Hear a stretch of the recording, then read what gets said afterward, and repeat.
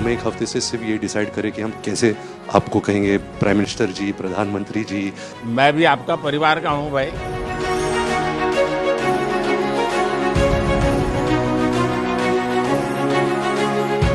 Wait करी थी जब आपको मिलेगी 10 साल से बनाए करेंगे। 10 साल जी 10 साल पहले वेलसेट करना था भाई।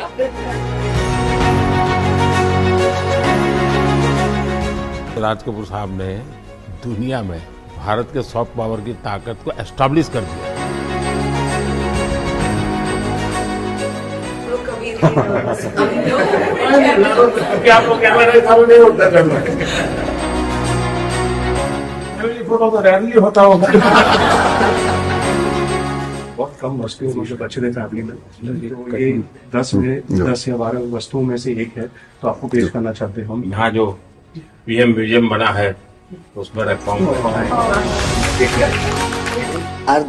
आदरणीय प्रधानमंत्री श्री नरेंद्र मोदी जी। कट।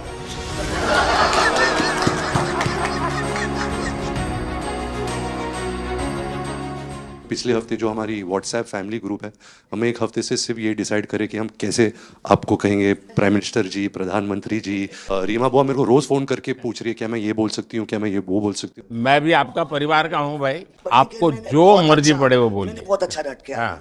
आदरणीय प्रधानमंत्री श्री नरेंद्र मोदी जी। कट।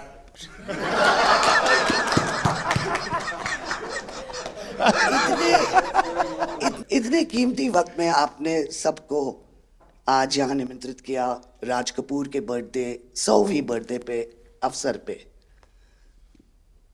हम आपका शुक्रिया अदा करते हैं। और पापा की पिक्चर के गाने की एक दो लाइन याद आ गई।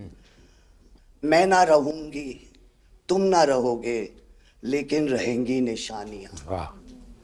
आपने इतना सम्मान प्यार दिया है, आज के दिन को सारी इंडिया देखेगी कि नरेंद्र मोदी जी प्राइम मिनिस्टर हमारे ने कितना सम्मान कपूर परिवार को दिया है।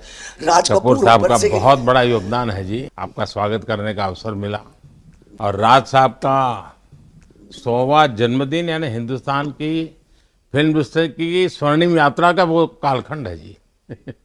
अब 1947 नीलकमल, अब 2047 को हम जा रहे हैं। 100 साल की एक प्रकार से जब यात्रा बनेगी तो कितना बड़ा देश को कंट्रीब्यूशन है। आजकल हमारे यहाँ डिप्लोमेटिक वर्ल्ड में सॉफ्ट पावर इसकी बहुत चर्चा होती है कि भाई जिस जमाने में सॉफ्ट पावर शब्द का जन्म नहीं हुआ होगा, शायद राज कपूर साहब ने दुनिया में भारत के सॉफ्ट पावर की ताकत को एस्टैब्लिश कर दिया था। यानी एक बहुत बड़ी भारत को उनकी सेवा थी। रणबीर के साथ हुआ है, वो गाड़ी में बैठा था और एक रशियन टैक्सी ड्राइवर था और उसने बोला कि are you from India? And he was singing a song, I am Raj Kapoor's grandson. से बेटा मैंने कहा था कि मैं उनका पोता हूं, तो हमेशा मुझे फ्री टैक्सी रखनी फ्री हो जाती है। एक काम हो सकता है क्या, खास करके सेंट्रल एशिया, कोई ऐसी फिल्म बने जो वहाँ के लोगों के दिल दिमाग पर राज साहब आज इतने सालों के बाद भी, यानी आज भी उनका पूरा कंट्रोल है। मैं बताता हूँ जी, आज छोटे बच्चों को भी सिखाते गाने। हाँ, यानी उनके जीवन में प्रभाव है। मुझे लगता है कि सेंट्रल एशिया में बहुत बड़ी ताकत है जी। हमें पुनर्जीवित करना चाहिए, हमें इसको नई पीढ़ी तक जोड़ना चाहिए और एक लिंक बने, वैसा कोई क्रिएटिव वर्क करना चाहिए और बन सकता है। वो उनको इतना प्यार मिला उसमें कि ये थोड़ा से उनका नाम इंटरनेशनली भी बाहर गया और उनको बोल सकते हैं छोटे से तरीके से एक कल्चरल एम्बेसडर। लेकिन आज मैं ये आपको बोलना चाहती हूँ, वो छोटे से कल्चरल एम्बेसडर थे, लेकिन हमारे प्राइम मिनिस्टर इंडिया के तो हमें ग्लोबल मैप में डाल दिया है। एंड वो हम we are so proud, each member of this family is very proud. देखिए देश की आज प्रतिष्ठा बहुत बड़ी है।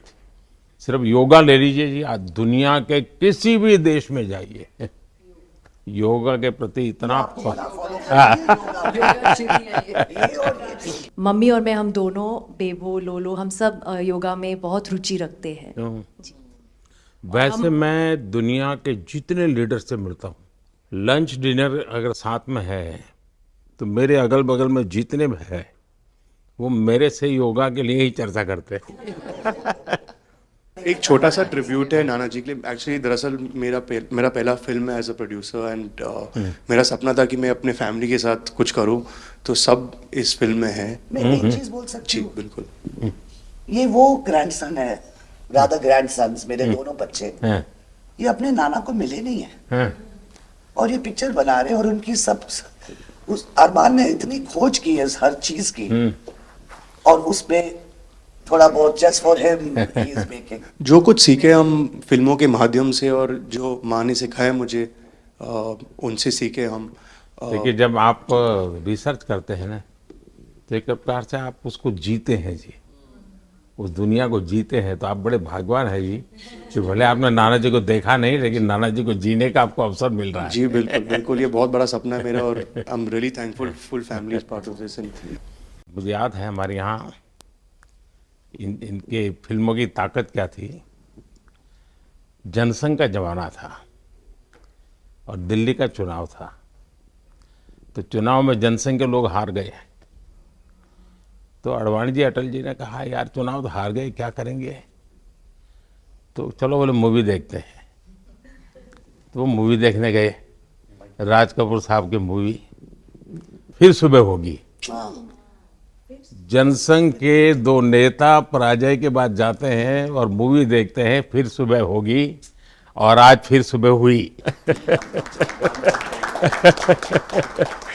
मैं चाइना में था, आपके पिताजी का एक गाना था, उसको वो प्ले कर रहे थे। तो मैंने मेरे साथियों को कहा, मैंने कहा इसका मोबाइल फोन पर रिकॉर्डिंग करो। मैंने ऋषि साहब को भेजा था। अच्छा, और वो इतने प्रसन्न हो गए। इनफैक्ट अभी हाल ही में आप, आई थिंक, अफ्रीका गए थे, और वहाँ भी मैंने एक क्लिप देखा था, आप एक जवान के साथ खड़े थे और वो उस टाइम मेरा गाना गा रहे थे। समझा, पर मैंने वो क्लिप देखा था और काफ़ी लोगों ने मुझे भेजा था और सब लोग बहुत खुश हो गए। बट एक चीज़ मैं कहना चाहूँगी, गाना जो है, जो दुनिया को यूनाइट करता है, स्पेशली जो हिंदी गाने होते हैं, मतलब लोग गाते ही रहते हैं, शायद शब्द उनको समझ में ना आए। और ये मैंने काफ़ी देखा जब हम ट्रैवल करते हैं, खास करके of course with Raj Kapoor songs, but even now I think एक जो एक स्पेशल फीलिंग और एक सेंटिमेंट होता है हमारे गानों में, सब लोग बहुत इंस्टेंटली कनेक्ट करते हैं। और उसी के साथ एक क्वेश्चन था आपके लिए, क्या आप गाने सुन पाते हैं? मैं सुन पाता हूँ, क्योंकि मुझे अच्छा लगता है। कभी मौका मिल जाए तो मैं जरूर सुन लेता हूँ।